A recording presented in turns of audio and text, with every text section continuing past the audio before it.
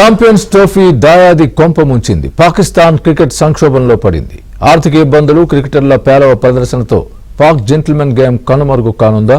సిరీస్లు కోల్పోయినప్పుడల్లా కోచ్, కెప్టెన్లను బలిపశువులు చేస్తే సరిపోతుందా?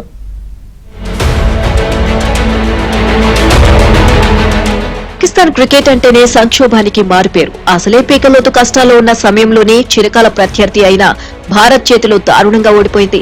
సొంత గడ్డపై జరుగుతున్న టోర్నీలో సెమీస్ కూడా చేరకముందే ఇంటిబాట పట్టింది. దాంతో పాక్ జట్టుపై ముప్పేట దాడి జరుగుతోంది. తొలి మ్యాచ్ లో న్యూజిలాండ్ పై, రెండో మ్యాచ్ లో భారత్ పై ఓడడంతో పాకిస్తాన్ జట్టు లీగ్ దశలోనే టోర్నీ నుంచి వెళ్లిపోయింది. దాంతో ఆ దేశ మాజీ క్రికెటర్లు భగ్గుమంటున్నారు. స్వయంగా ప్రధానమంత్రి వచ్చి మనం భారత్ పై గెలవాల్సిందేనని చెప్పినా పాక్ ఓడిపోవడంతో నిప్పులు చెరుగుతున్నారు. పాక్ క్రికెట్ లో భారీ మార్పులు చేయాలని డిమాండ్ చేస్తున్నారు. అంతేకాదు పాక్ జట్టు సెలక్షన్ కమిటీని కూడా సీనియర్లు తప్పుపడుతున్నారు. ఒక రెగ్యులర్ ఓపెనర్ ను పక్కన పెట్టి ఒక స్పిన్నర్ తో మెగా టోర్నీకి వెళ్లడమేంటి అని నిలదీస్తున్నారు.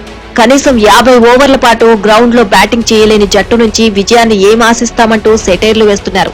తమ జట్టు బ్యాటర్లు నాణ్యమైన స్పిన్నర్లను ఎదుర్కోలేరని, అలాగే సీమర్లను తట్టుకోలేరు అని ఏకిపారేస్తున్నారు.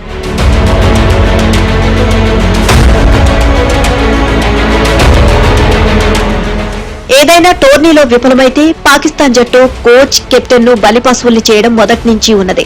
ఇప్పుడు ఇలానే తాత్కాలిక కోచ్ అకీబ్ జావేద్ సహాయ సిబ్బందిపై వేటు వేయనున్నట్లు సమాచారం. అకీబ్ జావేద్ మేటి పేస్ బౌలర్.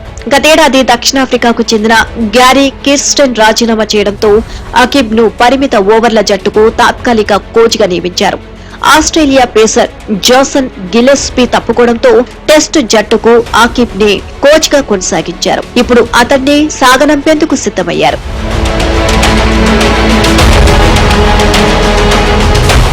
అసలే పాకిస్తాన్ ఆర్థిక ఇక్కట్లలో కూరుకుపోయింది.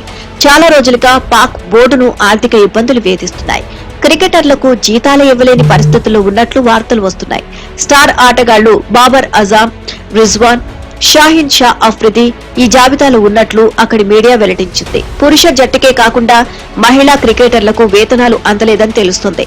ఈ తరుణంలో ఛాంపియన్స్ ట్రోఫీ ఆతిథ్యం పాకిస్తాన్ క్రికెట్ బోర్డుకు దక్కింది. ఎన్నో ఏళ్ల కల, పాకిస్తాన్ కు పెద్ద గౌరవం, అట్టహాసంగా ప్రారంభించాం. 29 ఏళ్ల తర్వాత దక్కిన అవకాశం.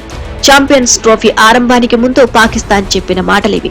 టోర్నీ కోసం కరాచీ, లాహోర్, రావల్పిండి స్టేడియాల్ని అత్యాధునిక సౌకర్యాలతో తీర్చిదిద్దాల్సి వచ్చింది. ఇందుకోసం పీసీబీ దాదాపు 600 కోట్ల రూపాయలు వెచ్చించింది అని సమాచారం. ఫలితంగా పీసీబీ కూడా ఆర్థిక సంక్షోభం ఎదుర్కొంటోంది. 1996 తర్వాత పాకిస్తాన్ లో జరుగుతున్న అతిపెద్ద ఈవెంట్ ఇది. ప్రపంచ దేశాలన్నీ క్రికెట్ చూసేందుకు పాక్ కు పయనం కడతాయని పీసీబీ కలలు కంది. అయితే అవన్నీ పగటి కలలేనని తొలి మ్యాచ్ తోనే తేలిపోయాయి. పాకిస్తాన్ జట్టు ఆడుతున్నా చూసేందుకు ప్రేక్షకులు రాలేదు. ప్రేక్షకులు పెద్దగా లేని కరాచీ స్టేడియం ఫోటోలు సోషల్ మీడియాలో వైరల్ అయ్యాయి. దీంతో సోషల్ మీడియాలో పాక్ బోర్డుపై ట్రోల్స్ పేలుతున్నాయి. అంతన్నారు, ఇంతన్నారు, కనీసం చూసేందుకు జనాన్ని కూడా పిలుచుకోలేకపోయారు అని ఫన్నీ కమెంట్లు చేస్తున్నారు. మొత్తానికి ఛాంపియన్స్ ట్రోఫీ నుంచి పాక్ నిష్క్రమించడంతో మిగిలిన మ్యాచ్లకు అభిమానుల్లో ఎలాంటి స్పందన ఉంటుందో అని పాక్ బోర్డు భయపడుతోంది.